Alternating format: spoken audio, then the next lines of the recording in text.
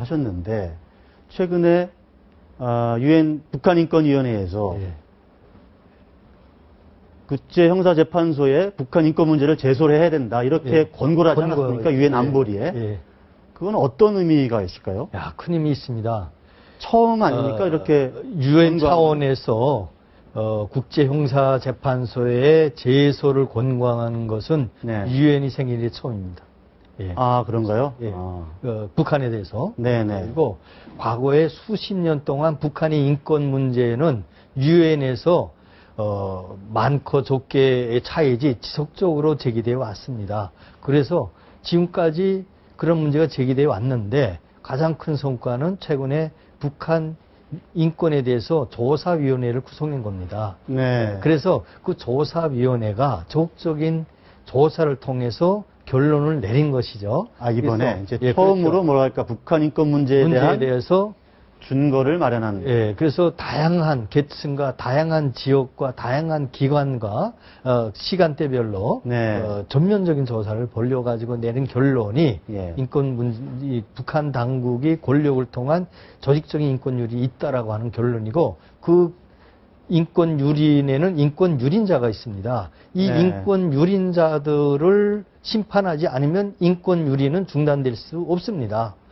그렇지 않겠습니까? 네. 그래서 이 인권 유린자들을 심판할 수 있는 기회를 갖자 하는 거죠. 네. 그래서 네. 그러면 북한의 직접적인 이 소식들이 어떻게 하든 우리가 북한에 이어야 됩니다. 그래서 그 국제사회가 알려야 된다는 말씀이에요. 알려야죠. 알려서 이 인권 유린자들이 언제 가서든지 책임을 진다 하는 네. 그런 분위기를 만들어야 되고요. 네. 그리고 그러한 분위기를 통해서 인권율이 자금이라도 줄어들 수 있다면 그 이상 큰 성과가 어디 있겠습니까? 두 번째는 이런 인권유린자들과 지금도 네. 국제사회 일부 지역 국가 단체 기업들에서는 여전히 이런 자들과 무언치간 네. 거래를 하고 협력을 예, 하고 예. 지원을 합니다. 예. 사치품 거래를 하고 예. 예? 돈 거래하고 마약 거래하고 1년에 뭐 그래서 이런 자들과의 거래도 역시 문제가 될 수 있다는 경종의 의미가 아주 큽니다. 그래서 그 보고서에 보면 나치와 흡사하다, 나치 범죄와 흡사하다 이렇게 예. 보고서에 아주, 예, 나온 걸로 제가 보도를 봤거든요. 그렇죠. 나치가 이제는 없어져야 될 때가 이제 70년이 전 얘기인데 네. 이 지구상에 그런 나치 편으로 비판받는 나라가 어디 있습니까? 네. 그러니까 지금 북한이 유일합니다. 예? 북한 인권 문제 할 땐 대번에 나치 문제 나오지 않습니까? 여기서 수용소 운영하고 있는 나라, 예. 유일한 나라, 이런 나라죠. 그리고 무슨 뭐 자기 고모 처형하는데 3일 만에, 예? 그 4일 만에 3심제도 거치지 않고 그냥 하잖아요. 네. 그래서 이런 걸 통해서 이제는 북한 최고 지도자를 포함해서 예. 북한의 주민의 인권을 유린하고 생명을 빼앗은 자들에 대한 엄중한 사법적 책임을 물어야 된다. 그 결론은 우리 안보리가 결정을 해내야 된다. 이렇게 봅니다. 근데 이제 안보리에 권고를 한 거 아닙니까? 그렇습니다. 권고를 했으면 이제 거기서 결정을 해야 되는데 네. 거기 안보리는 아시다시피 중국도 들어가 있고 뭐 여러 가지 러시아도 나라 있고 뭐 그러죠. 네. 복잡할 것 같아요. 이제 속 사정들이. 네. 실제로 그거를 권고를 채택할 가능성이 있을까요?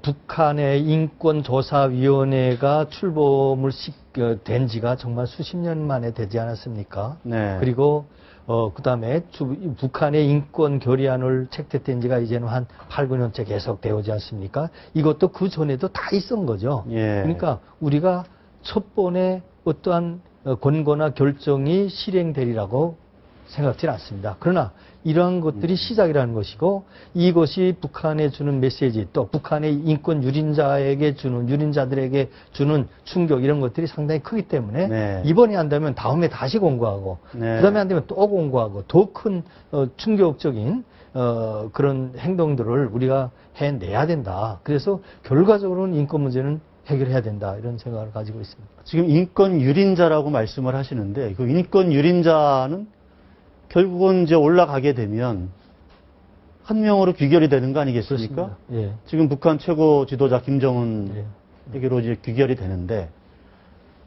우리 인권조사위원회에서는 결국은 김정은을 국제형사재판소에 세워야 된다 이런 주장인 거죠. 그렇죠. 예.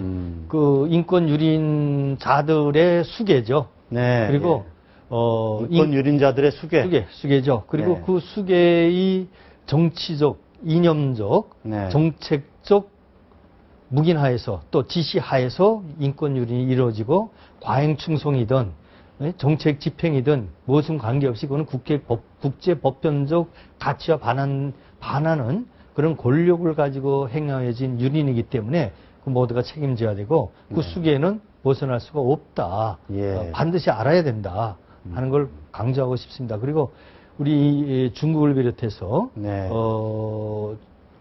우리 인권을 법인적 가치인 인권을 중시하는 이제는 리더 국가로서 대국으로서 리더 국가로서 G2의 국가로서 그런 책임과 역할은 해야 됩니다. 예. 네.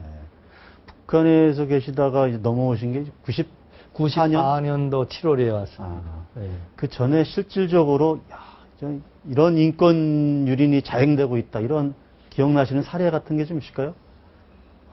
뭐 북한 주민들 누가 그 사례를 모르는 사람이 있겠습니까? 네. 본인이 가지고 있는 것도 있고, 네, 예. 뭐 들은 것도 있고, 본 것도 있고, 예? 그 친척들이 당한 것도 있고, 뭐 다양하게 있습니다. 네. 저 같은 경우에는 아마 크게 뭐 직접 당한 것보다는 좀 가볍게 당한 경우가 네. 몇 가지 있는데 하나 예. 사례를 들면 겁니다. 인민재판 아시죠? 사람 끌어내가지고 막 공격하면서 예, 예. 하고 이런 거 예, 예. 인민재판이라고 그러잖아요.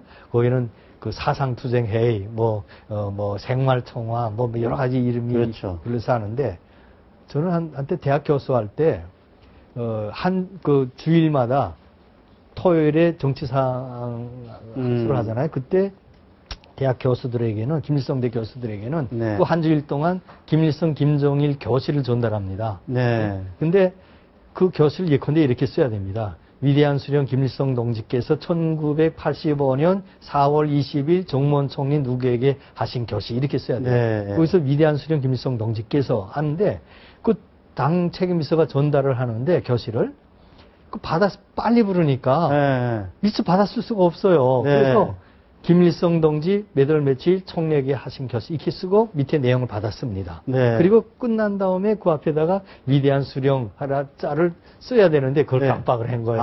예. 네? 빠뜨렸네요. 중요한 거를. 그래서 근데 갑자기 그 책들을 걷어가더라고요. 예. 법률을 하는데 거기 걸려가지고 아. 저도 인민재판식 그 대학 교수들 모인 그 대강당에서 그 무대에 올라가서 비판받은 적도 있고 예.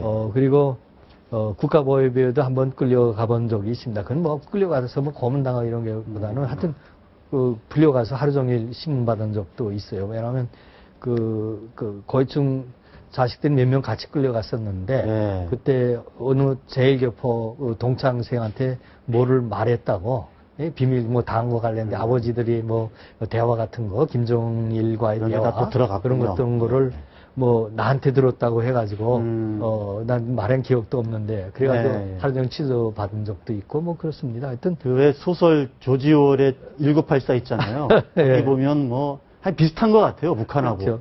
그래서 증오의 시간 있죠. 증오의 시간. 그게 이제 막 비판하고. 말을 잘못해서 공동묘지에 가면 말을 잘못해서 죽은 사람이 반이다 이런 농담도 하죠. 네. 여기는 빨리 가다가 네. 빨리 차 몰고 뭐 빨리 가다 이렇게 사고 나는 네. 이런 빨리 때문에 알겠습니다. 죽은 사람이 지금 북한인권법은 우리 국회에서 지금 어디에 가 있습니까? 지금 뭐 허리 안에 만에 지금 계속 그렇게 논란만 있고. 외통위의 정식 상정 발의가 돼 있고요. 네. 그리고 지금 법사위원회에서 여야가 법안을 협의 조정 단계에 들어갔습니다. 오늘 처음으로 시작을 했습니다. 네. 지금 외통위 법사위원회에서 지금 회의를 하고 있고요. 민주당도 그 북한인권법 처리에 대해서는 지금 찬성하는 거죠? 민주당은 우리 당이 제시한 인권법에 대해서 문제 제기를 하는 것이고, 네. 우리는 민주당이 제시한 인권민생법 네. 이런 것에 대해서 문제 제기를 하는 것입니다. 그래가지고 서로 논쟁도 하고 네. 대화도 하고 문제점을 지적하면서 서로 절충하는 그런 단계가 지금 법사위 소위에서 지금 하고 있습니다. 네, 알겠습니다. 좀 궁금한 게 혹시 뭐 신변 위협 이런 거 잘 느끼지 못하십니까? 전 개인적으로 애써 무시하고 삽니다. 예. 무시하는 삶이 이제 습관이 돼서 별로 느낌은 없습니다만 네. 그 느끼고 사는 순간에 저는 북한이 수비밖에- 김씨 왕조와의 싸움에서 지는 거죠. 네. 예. 그렇죠. 그래서 이제는 대북 정책이나 통일 정책에서 우리가 대범하고 대담을 질 필요 있다. 그거는 어떻게 표현되느냐? 그거는 우리가 하고 싶은 말을 북한이 다 할 줄 알아야 됩니다. 너희 인권 문제 있으면 인권 문제 빨리 해결해라. 네. 해결하라. 미사일 문제 해결하고 대남 도발 중단하라. 네. 이런 거를 아젠다에 당당히 올리자. 이렇게 예. 말할 줄 알아야 되는데 예. 지금 그런 것들을 잘 하질 않습니다. 한때는 뭐 그래서 북한 무슨 처단 대상에도 오르고 막 뭐 그랬던 그렇죠. 거죠. 그러니까 예. 항상 쓰는 걔들이 위협 그런 거 방식이네요. 아닙니까? 예. 그래서 저뿐만이 아니죠. 네, 그러니까 네. 북한의 이러한 이중적인 네. 한쪽에서는 사례 위협, 한쪽에서는 대화제의, 예. 진짜 남북관계 개선 뭐 이런 떠들잖아요. 네. 서로 죽일 내기를 하면서 그 남북관계 개선한다는 게 양립될 수 있고.